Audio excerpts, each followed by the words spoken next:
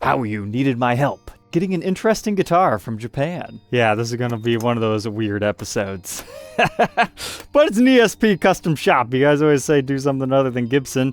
Well, here you go. Something other than Gibson. An ESP.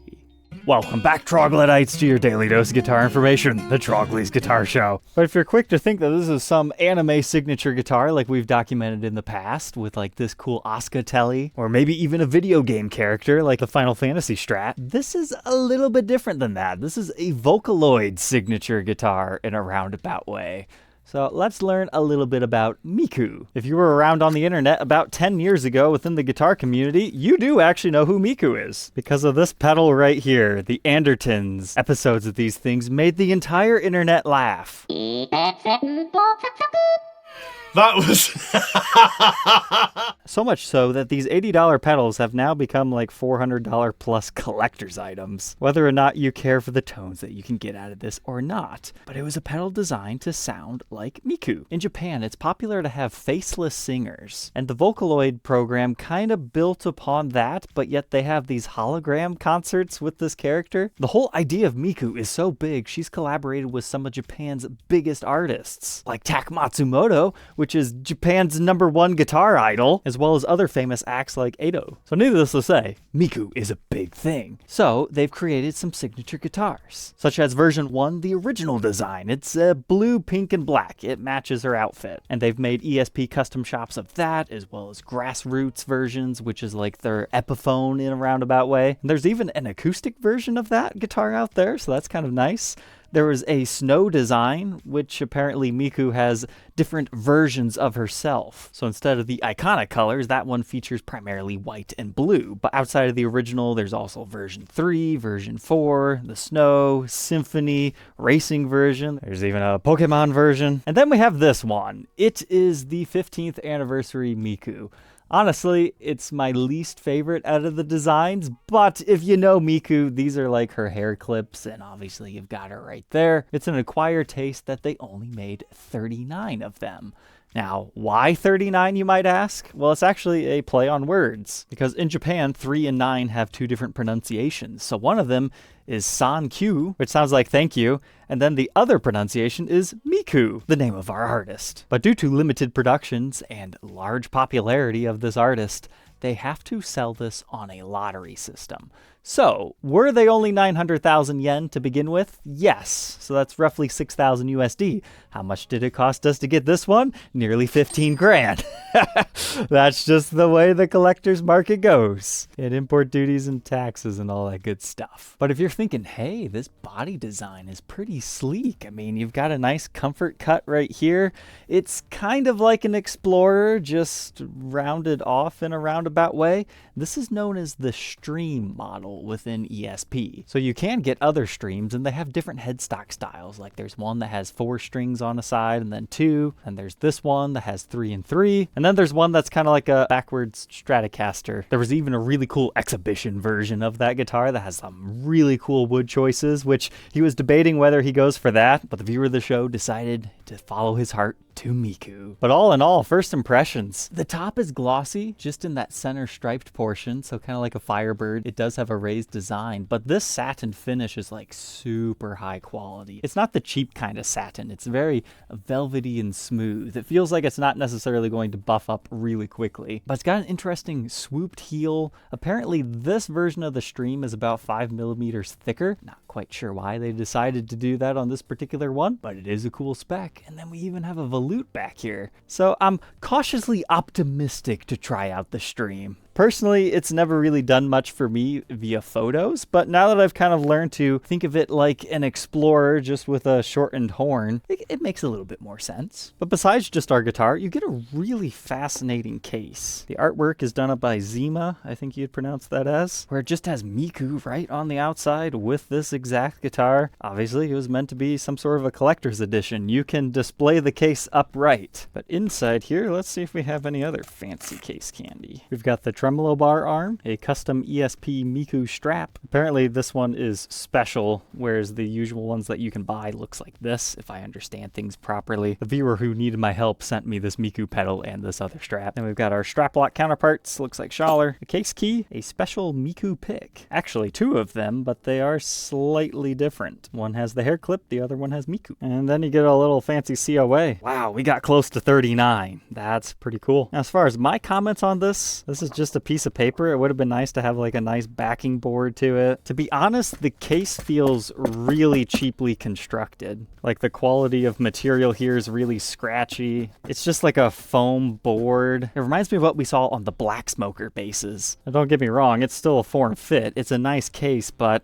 as far as the actual woods used to construct it, it is not what I would call heavy duty. But I think the main purpose of this is to make it beautiful. But to learn more about this, let's go ahead and throw it onto the workbench to get its detailed parts and specs, and then we'll see how Miku can sing through this thing. We're in for some fun tonight.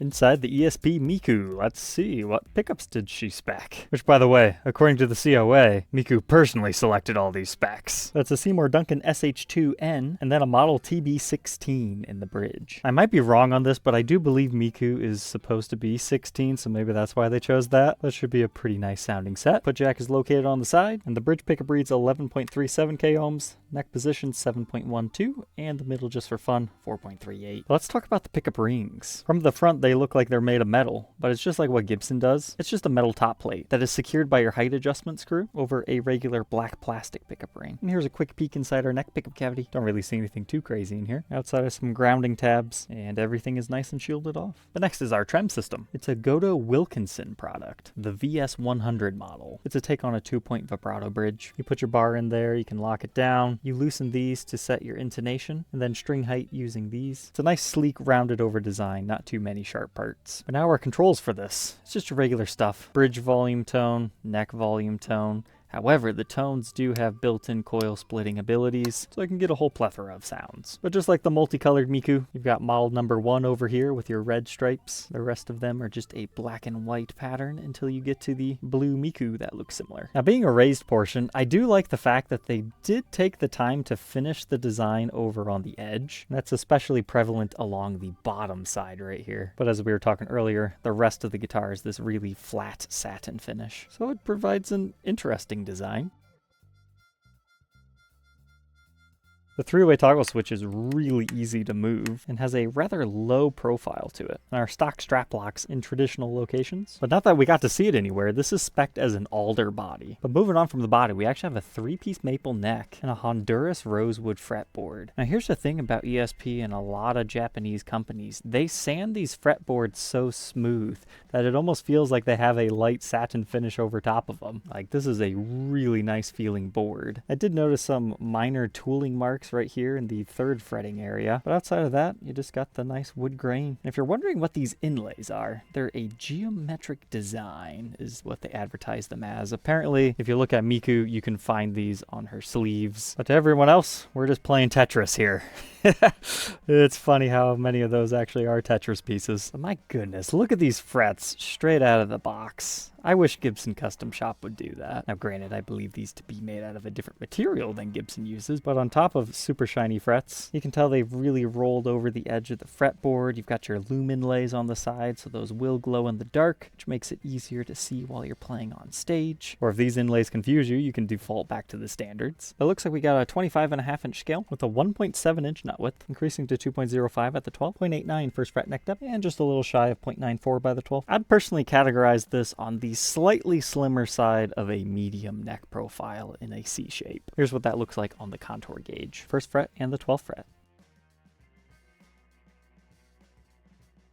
Now here's our headstock. Same thing as the body. You got a primarily gloss layer on the top that has the pink, white, and light blue ESP logo for Hatsune Miku, but then the edges are also a flat satin. The truss rod cover also has Miku on it, but it slightly covers over that hair clip design, also hiding our truss rod, but it looks like such when installed. You know, that is kind of cool. I like the way the design kind of wraps around her. It makes the truss rod cover look larger than it actually is. But those tuners look extra low profile. It's because you got to remember, this is a raised section, and they they have to route through that to put them on. So I don't believe these are actually super ultra low profile tuners. It's just how the headstock was designed. It gives you a good break angle over the nut without having to use string trees too. Now if you're questioning why the headstock looks so weird, is it so we can have perfect straight string pull? Not exactly. I mean, they come at a very slight angle, the two most extreme E strings, but the other ones are pretty good. I'd say it's a pretty decent headstock design as far as function goes. I also wanted to mention just how nice and rounded over the nut is. Very comfortable.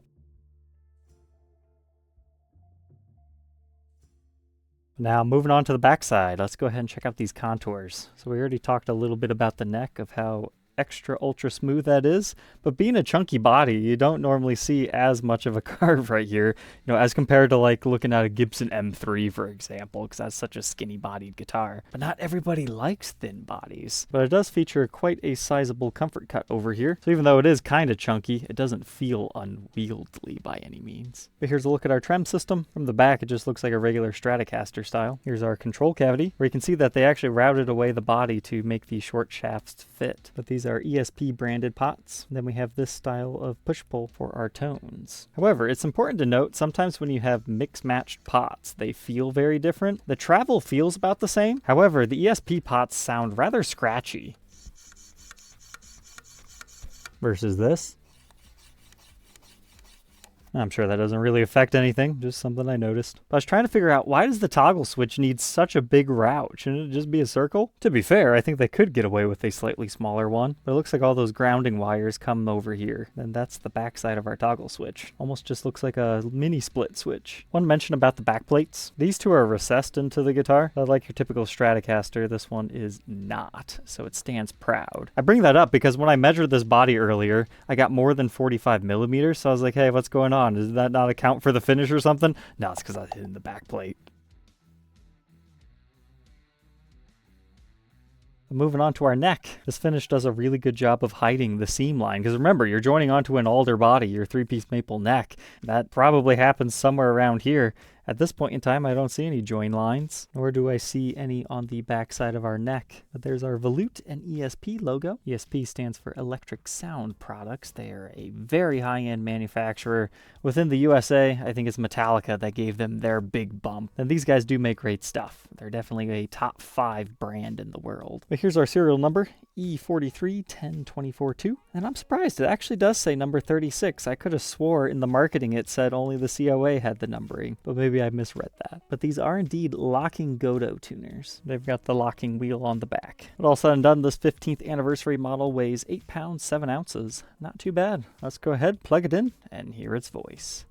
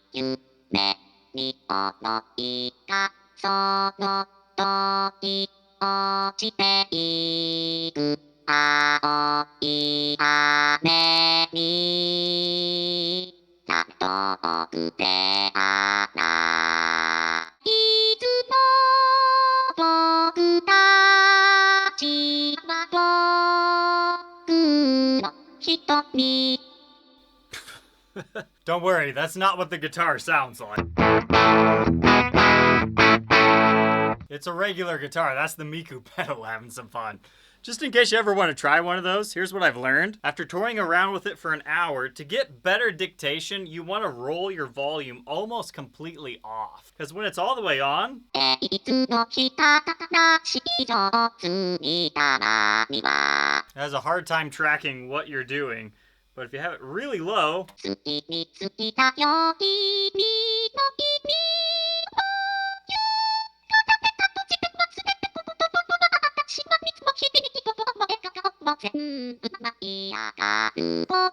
not gonna say it's perfect, but it's a lot better and less frustrating.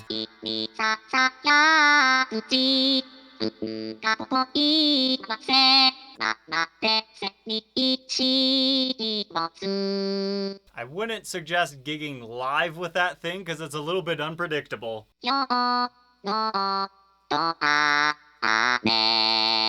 So it reminds me of like the Minions, a little bit of Daft Punk, trying to mimic a talk box. It's a lot of fun.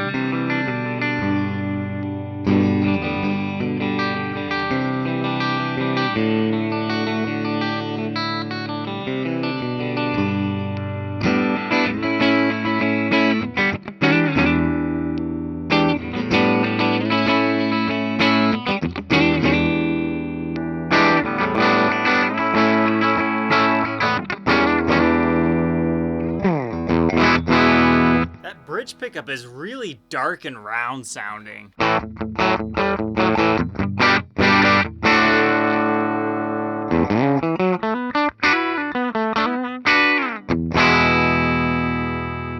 neck position.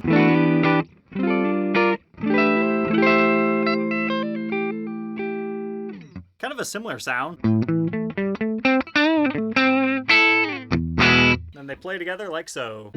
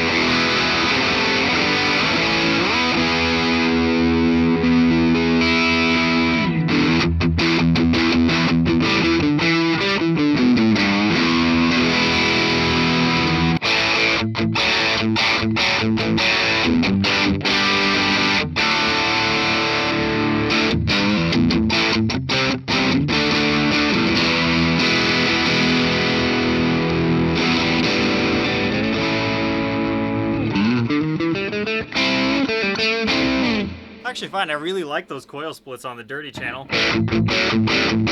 Takes off some of that really heaviness of the tone.